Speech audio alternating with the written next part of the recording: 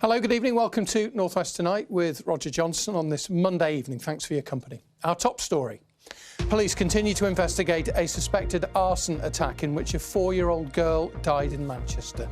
A 44-year-old woman who's believed to be known to the child is still being questioned over the blaze.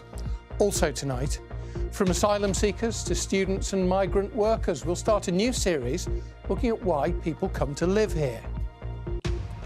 2 months on from the New Year floods, we'll take a look at the damage done to historic gardens in Cheshire.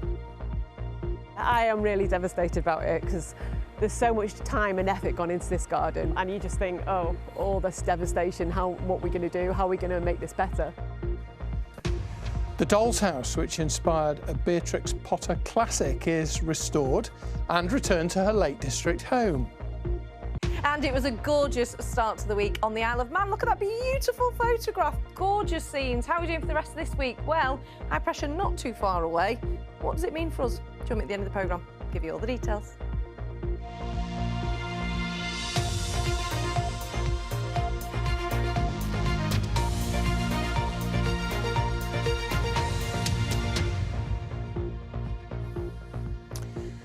A 44-year-old woman is still being questioned this evening after a 4-year-old girl died in a house fire at Rush Home in Manchester yesterday. The woman is understood to have been known to the girl. The police investigations are continuing, as Andy Gill reports. You can see the blackened and damaged window frame on the first floor here, which is where the fire took place.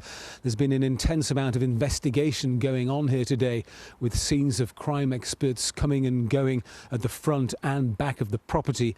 A number of roads and alleyways close to Gateshead Close have remained closed. A small bunch of flowers has been left at one of the police cordons in tribute to the little girl who died here. Neighbours we spoke to didn't want to do interviews on camera. One said, though, that they'd seen the little girl playing outside on a number of occasions in the past. The firefighters found the little girl inside and brought her out. She was seriously injured. She was taken to hospital, but despite the best efforts of paramedics, she was pronounced dead later. Fire engines from 4 fire stations around Manchester came to the scene. Greater Manchester Police say that a 44-year-old woman who was known to the child has been arrested on suspicion of arson with intent to endanger life. Police described this as an awful incident which has tragically led to the death of a young girl. They also said that there's no wider threat to the community, and police are also asking anyone who has information about what happened to get in touch with them. They say they'll leave no stone unturned in their investigation. The police and the fire brigade are now conducting a joint investigation into what happened here. Andy Gill, BBC North West Tonight, Manchester.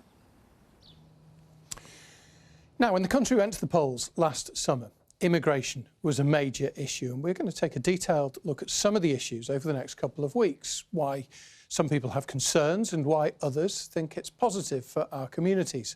Some people who come here are seeking asylum, saying that they are at genuine risk of harm in their home countries. Others arrive to work or to study. But the whole issue can provoke strong feelings, and the government has pledged to reduce net migration. To start the series, our political editor, Annabel Tiffin, has been looking at some of the numbers. At the last general election, immigration was one of the most important issues to voters, coming after health and the economy, which meant it was a hot topic for the politicians too. We are the only party with a credible plan. Net migration is far too high. This government has lost control. Nobody else has got anything to say to deal with it. Rwanda doesn't work, and we know that. Now, Reform UK had their best result at a general election. They now have 5 MPs. In the North West, they didn't win a seat, but they received more than 16% share of the vote. Reform voters would say we are not racist. We are concerned about the level of immigration and asylum seeking, irrespective of the colour of skin of those immigrants or asylum seekers. And Reform has made political headway on that concern about immigration. So what is net migration? Well, simply it measures the number of people moving to the UK minus those leaving. Nationally, it reached record levels in 2023, reaching nearly 1 million. But figures show they have fallen to 728,000 last year. So why do migrants come to the UK? Well, mostly for family reasons, work, study or seeking asylum. So let's look at some of the figures behind those reasons. In the North West, 21% of students in higher education are international students. 15% of all NHS staff in the region are non-British. The figure for doctors is much higher at 37%.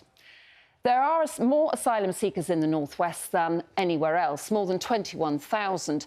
Out of a population of 7.6 million, that's 0.27% of the population.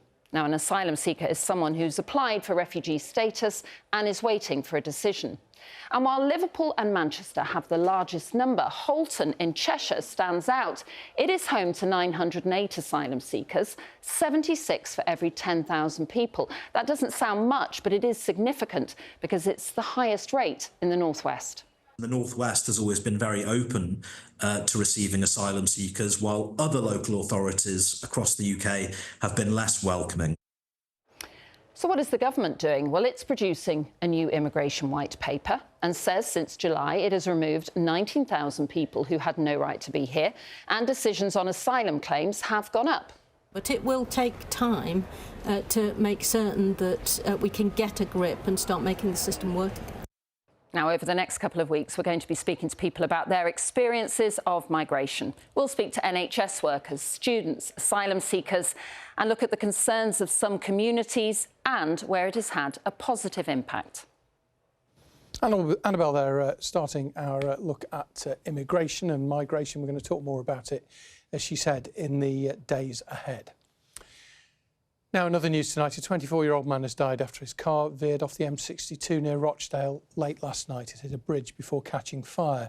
Police closed the westbound carriageway as firefighters tackled the flames. The heat required repairs to the road surface, which resulted in 10-mile tailbacks during this morning's rush hour. A Liverpool property developer who cheated the COVID bounce-back loan scheme out of £95,000 has received a suspended 2-year jail sentence. 46-year-old Craig Gibson from West Derby used his mum's name without her knowledge to get the government loan. The judge decided not to send him to prison because he admitted the fraud and because of his poor health. Rail services between Barrow and Lancaster are running again after Saturday's crash between a train and a van trailer at a level crossing in Grange over Sands. Engineers responding to the collision found a borehole which has now been filled with cement.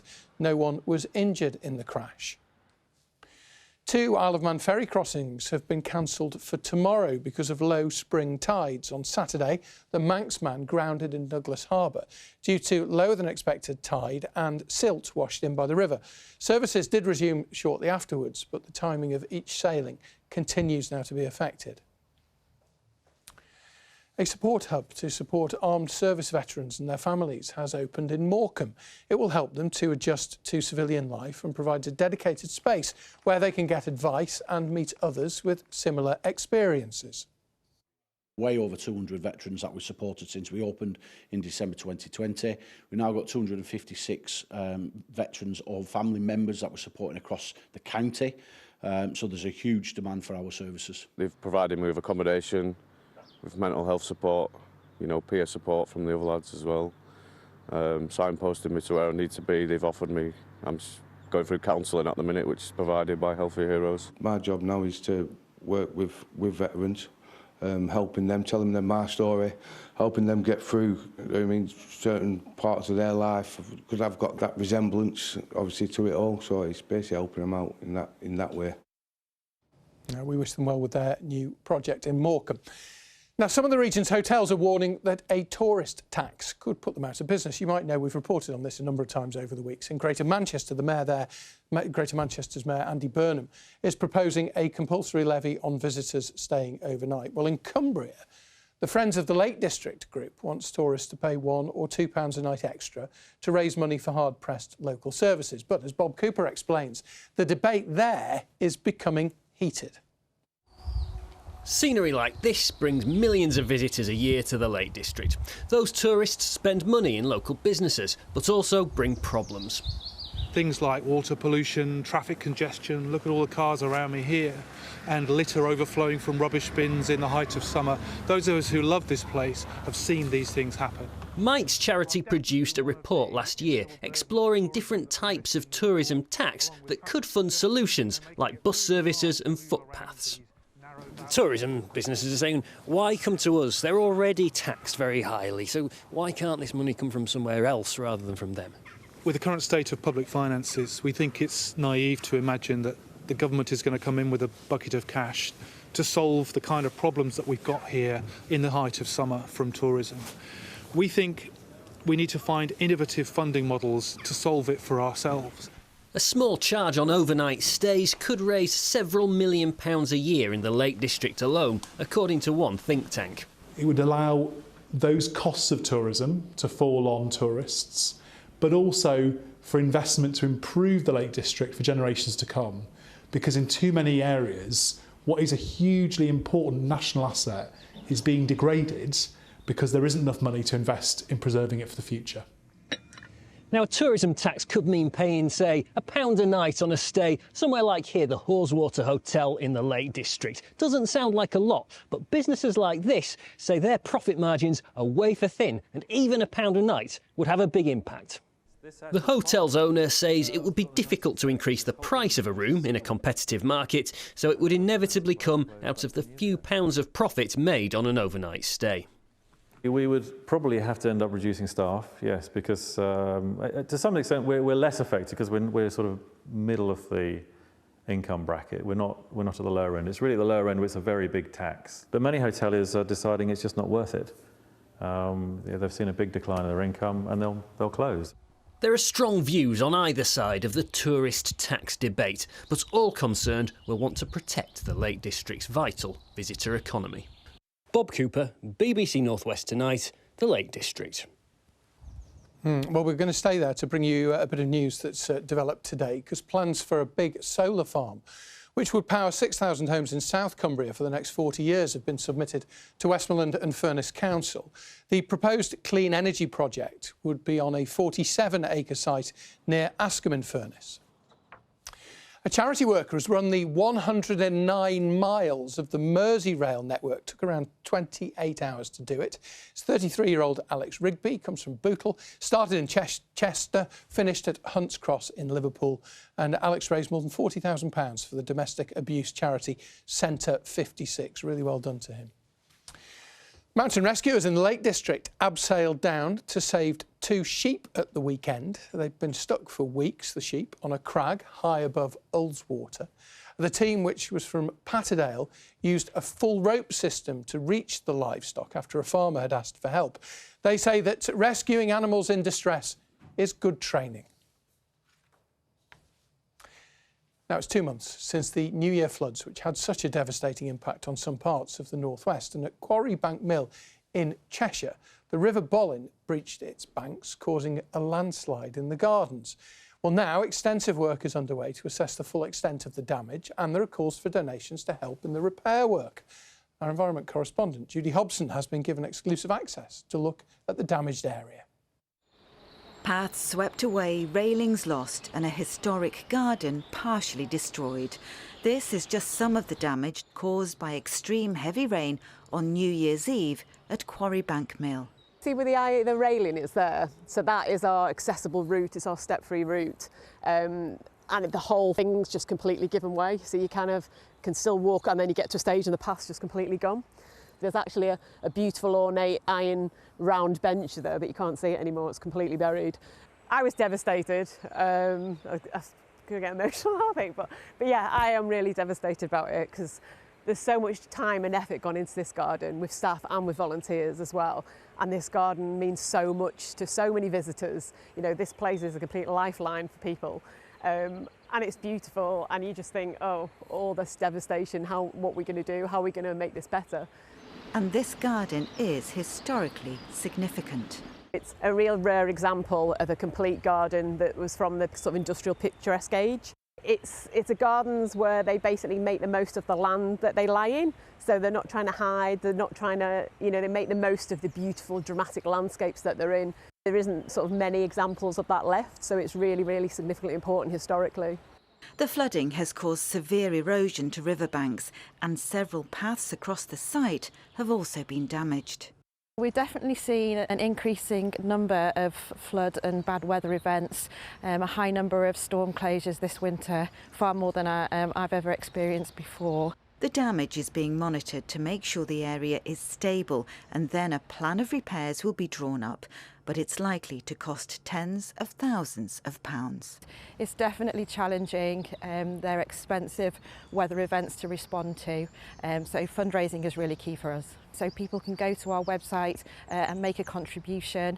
It may not be as straightforward as just restoring the area to how it was before. We've got to think about the fact that that type of event is more common now and could happen again. So potentially we might want to take a different approach to planting or a different approach to how we manage the landscape in that area. A whole section of the garden now is cornered off, so people can't enjoy it. You know, people aren't being able to walk round and see, you know, I'm looking at the camellia thinking, oh no, I'm looking at the parter, and people can't enjoy it right now, which is really sad. It's a challenging time for conservation charities as they tackle the impacts of climate change to ensure that more people can visit these special places in future. Judy Hobson, BBC North West Tonight at Quarry Bank Mill. Yeah, it is a really beautiful place if you've never been there, but clearly impacted like so many other places were by those heavy rains at New Year. Right, let's move on to sport. Ian is here in the studio for us tonight. Super League's big weekend in Las Vegas then. A gamble, some people thought. But it was Wigan who hit the jackpot. Oh, you really thought about that Vegas, one, haven't you, mate? You know, gambling. That's pretty right. Good, yeah. A bit thin, but anyway. You've rolled the dice. There you go. You've hit the jackpot yourself, actually, but we've already said that, haven't we? Wigan were convincing winners, Rog. On a historic night for Super League. I guess we'll find out if it does help to grow the sport in the coming months and years. But there's no doubt it was a brilliant and unique few days for the many thousands of supporters who will be able to say, unlike me, in a few years to come, I was there. The atmosphere was unique. Beer! Go get this in Wigan, do you? And that's just for starters. This was Super League supercharged. As for them, it was a huge week for us. Plenty of things to contend with, and I'm very proud of how my team performed. Barring the result, my players have had a great week. You know, they've taken to everything with great energy and enthusiasm. Yes, maybe it will. Both sides have a bit of time at least to get over the jet lag before the next games this coming Sunday. Elsewhere, there were Super League wins for Leigh on Friday and St Helens here on Saturday. That 26-6 win at Wakefield moves Saints back to the top.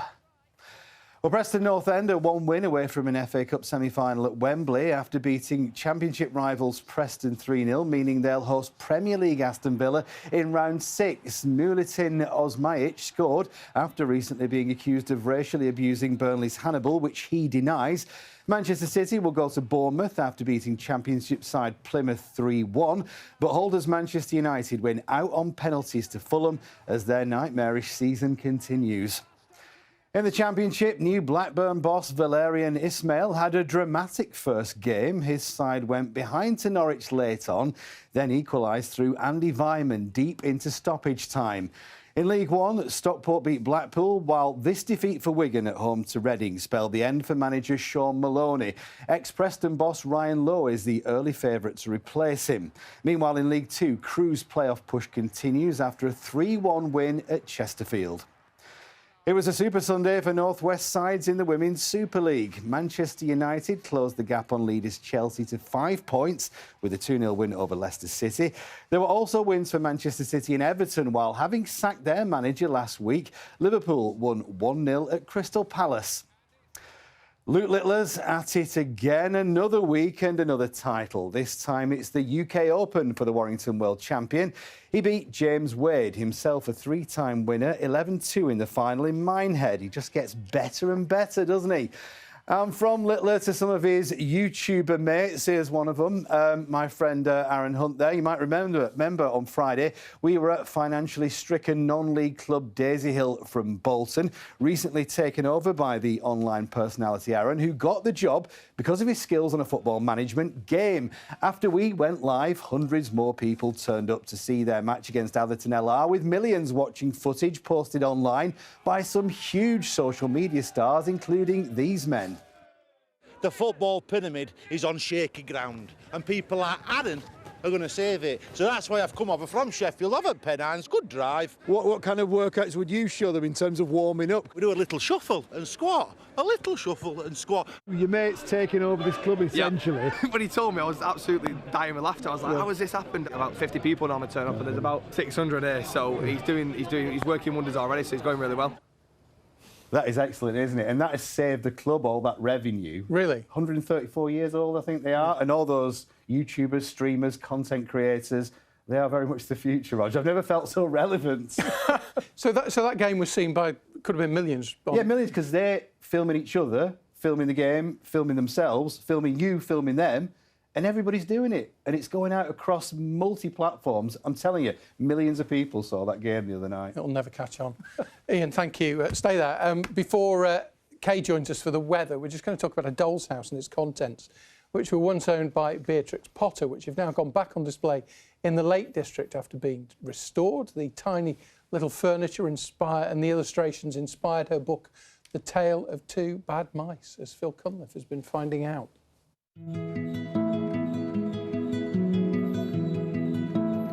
It might be a world in miniature, but restoring a doll's house and its contents has been a giant undertaking.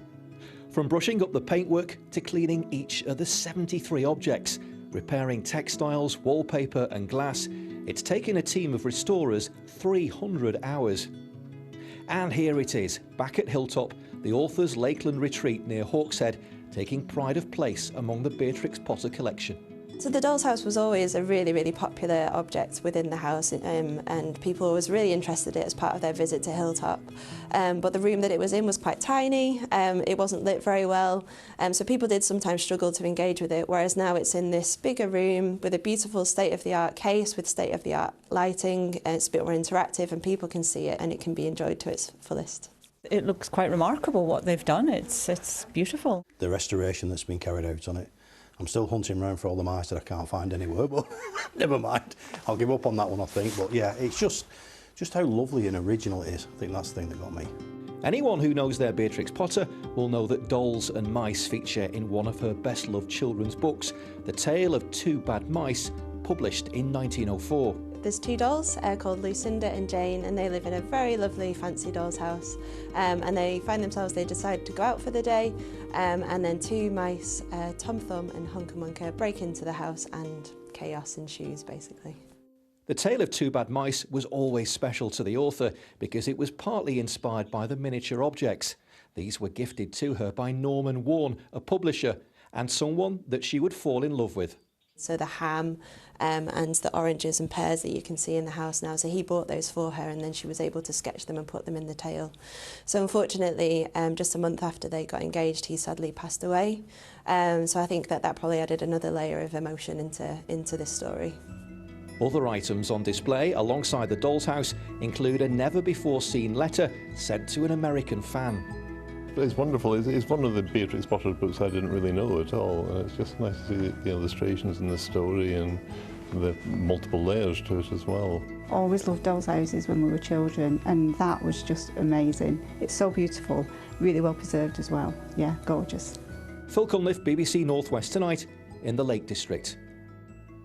There you go, famous little old doll's house. Right, Kay's here with the weather. So you've got a new place on the weather map tonight? Yes, I'm very excited. All will be revealed. You need to hear this. You'll have to why have you picked it? Because Dave, who emailed in, said I was much more attractive than you, Roger, and he didn't even mention you. Well, I'm just a new guy in this seat, but... And I'm very fickle, as we all know. Well, we'll find out where Dave lives in a minute. Well done, Dave. Yeah, well done, Dave. Nice one, Dave. Losing. Now then, let's get to your weather pictures. Thanks, Dave. Find out where it is in a moment. So, a morning walker this morning. Beautiful start to the day in St Helens. You could just see the sun popping up.